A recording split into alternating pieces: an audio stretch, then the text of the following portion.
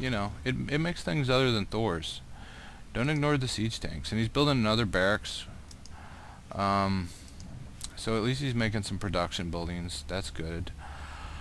And the Protoss player up here, he's got his photon cannons. I guess that's a response to the Reapers, but strangely, he's got a photon cannon back there. So okay, that's good. He's protecting himself from the Reapers, and he's like, I'm building Void Rays now. Let's look at the production tab. He's making one Void Ray, and the Terran player is making a Thor, 2 Marauders, and a Banshee. So nice little mix there. It really bugs me that this is here because the Protoss player can just keep warping stuff in right on the front door. Also, if your opponent's going Dark Templar, and he knows he is because he's seen it, a scan costs 300 minerals. A missile turret costs 100, and so just put one right here. Put one right here, and we'll have none of this stuff going on. He just suicided his Banshee too. So yeah, seeing a bit of bad play. Red player's minerals are still really high. We have the Protoss player expanding finally at 19 minutes. Again, expand, and use your minerals. So we have the Toss player failing to expand. Okay, and then we have the red player expanding well. I mean, he got this expansion and that expansion, which he probably should have earned him a little more. He should have synchronized this with it, you know, with some attack, with something. Generally, you want to keep your opponent distracted while you're expanding. But still, he's expanding. I got to give him credit for that. However, it does no good to increase your economy and then just put it all up here. 3,000 minerals. That is a hell of a lot of Marines, Marauders, or whatever you want. Okay, now he's pushing out his tanks, and there's this Dark Templar just going to town. He's a hero. He's just chomping on that Thor, man. And he's I mean, this is what I'm saying. If you know, you have to respond. I mean, cloak is great, but a missile turn's pretty cheap. Just put one right here or right here. Okay, now we're moving out with Vikings. Okay, maybe he's just scouting around or something. I don't know what he's doing. Got this expansion up with no guys on it. Yeah, he's still blocked in. He's got to chew his way out of there. Yeah, he's almost mined out, Protoss player.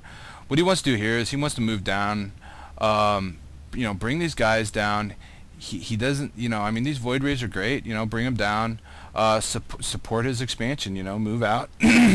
And I don't know what he knows is going on. Yeah, he's not doing any scouting here. Obviously, he doesn't know about any of the expansions, and that's why scouting is so important. It's not that hard. Take a little probe and just shift-click him around the map. It doesn't matter if he dies. Yeah, we're going to see these Vikings come in. Clean up this expansion because there's no response by these guys here. They're just like, yeah, we don't care. We don't like probes.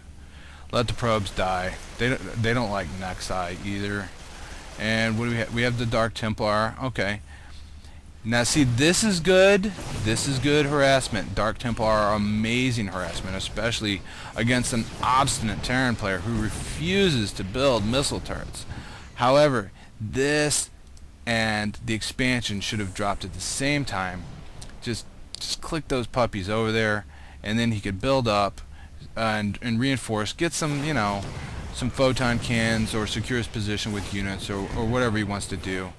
And this Terran player, he's gonna bring back the Vikings to, I guess, fight off the Dark Templar, and that is that's a very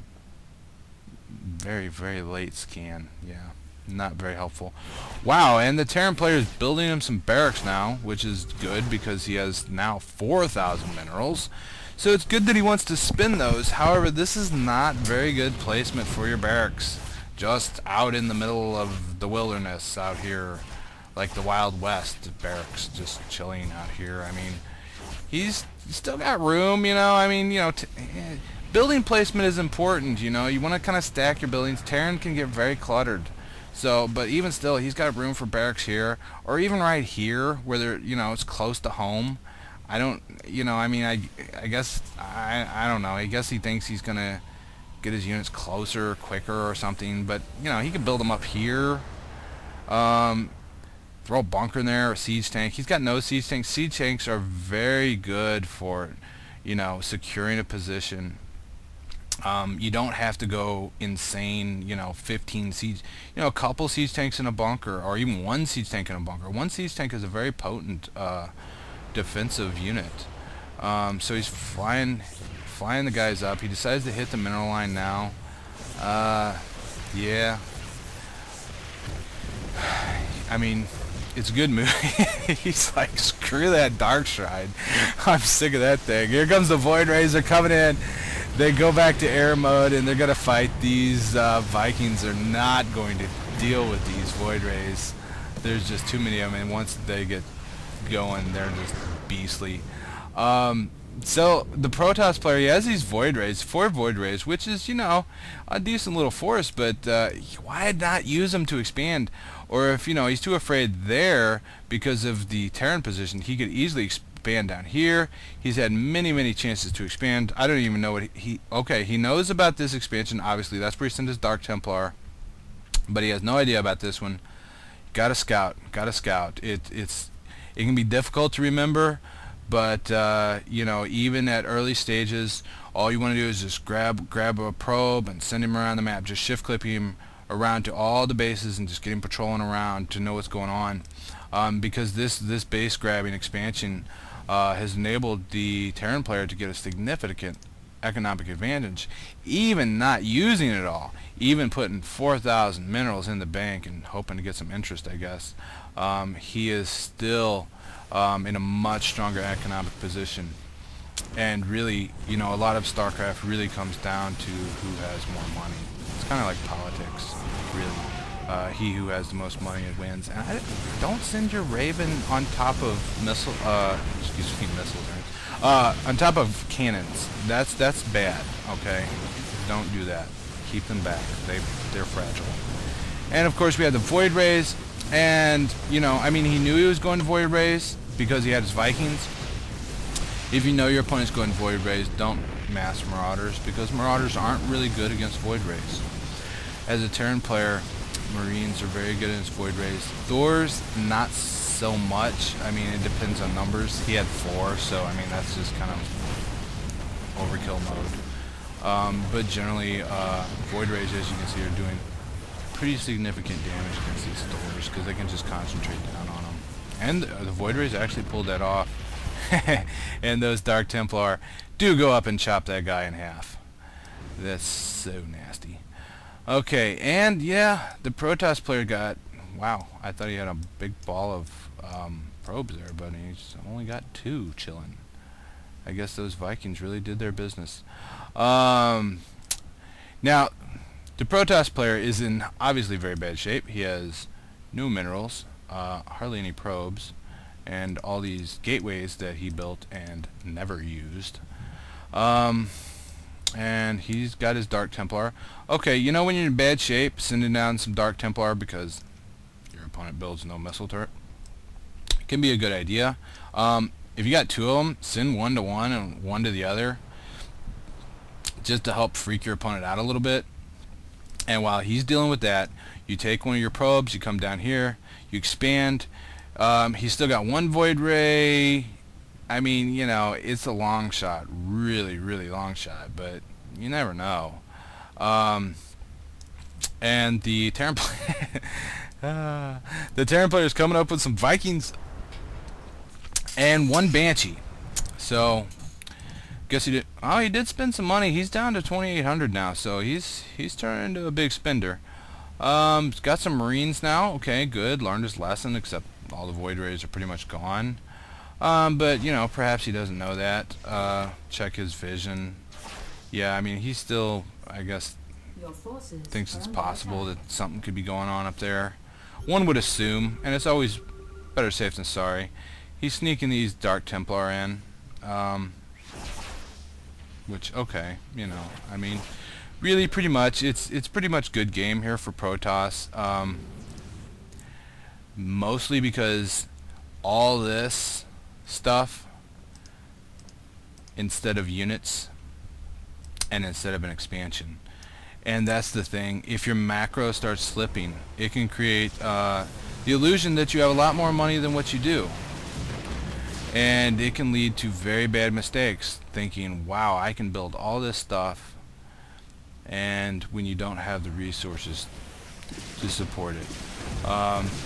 We started off and we saw the Protoss do that early wall in against the Terran's ramp with those photon cannons, and he never capitalized on that advantage. He could have expanded once, twice, maybe even 3 times while the Terran player's trying to deal with that.